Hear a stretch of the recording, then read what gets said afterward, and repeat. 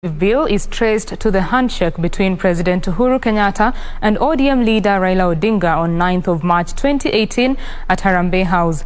The meeting fronted a 9-point agenda which the two said would lead to a path of reconciliation and prosperity for a better country for all. The famous handshake at the footsteps of Harambee House came after months of grandstanding and political tension between the Jubilee administration and the opposition coalition National Super Alliance following the contested 2017 general election.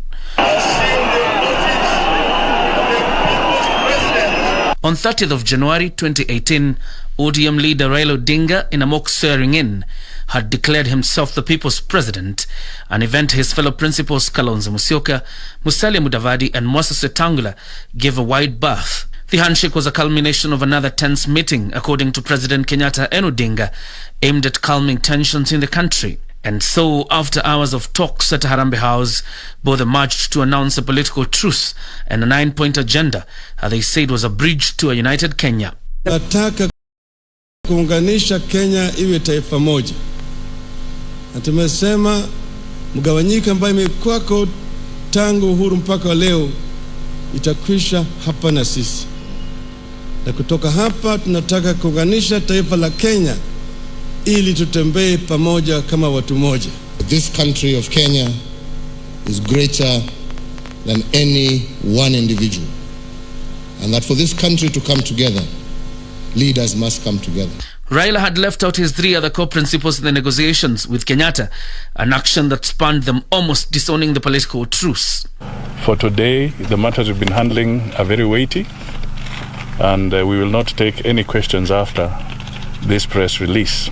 The year 2019 was largely about trying to convince political actors to support the handshake, with President Kenyatta trying to whip his lieutenants in Jubilee, particularly his deputy. In the same year, on the 30th of May, President Uhuru Kenyatta appointed through a gazette notice a 14-member BBI task force committee that would be led by the late Garissa Senator Yusuf Haji and scholar Adam Solo, with its sole function being to solicit, receive and consider written memoranda or information from the public. And on the 9-point agenda, the task force went around the country organizing town hall meetings with the public and opinion leaders. In November 2019, the Haji-led task force handed a report to President Uhuru Kenyatta, proposing several recommendations ranging from revisiting the Constitution, Acts of Parliament, and the general culture of Kenya's national moral fabric. We're going to use this as an opportunity to heal the wounds and to create an environment that will make Kenya peaceful, that will make Kenya prosper, that will make Kenyans feel included. From here now we are going to then begin a national debate of the new Kenya. And some people are going to be free to make recommendations. We will all be focused on having a honest, democratic, inclusive, informed debate and conversation where no views are superior or inferior. Seeing that some of the legal proposals needed to be transformed into bills and solid legal policies, President Kenyatta on the 13th of January 2020 appointed the task force members again and named them the BBI Steering Committee after their mandate had expired. With formations already clear, a contest between ODM leader Raila Odinga and Deputy President William Ruto, who had labelled the process a disruption of government programs, was taking shape.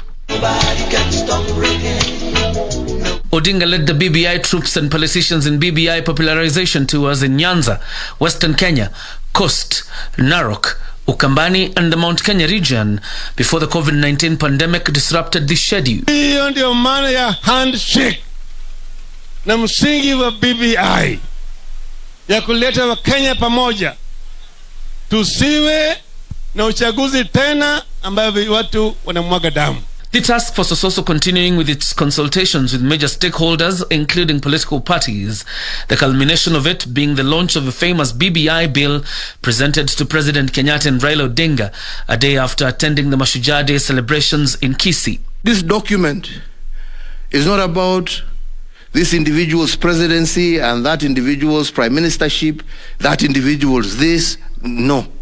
This is about all of us. 5 days later, the duo would launch the bill and present it to the public in a second sitting at the Bomas of Kenya. How fair will be a league where the referee is appointed by teams?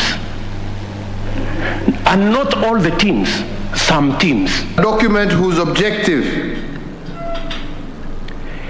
is really nothing more than to find what ails our country and hopefully give us a solution that will heal our country. We don't want wengine wanakwenda sisi tunasema la si nini. No, let's bring it here. The disabled have spoken and they've been heard. Wakina mama wameongea, wamesikizwa. Vijana kila mtu ameongea na tutasikizwa. Do we want this to be a unifying process?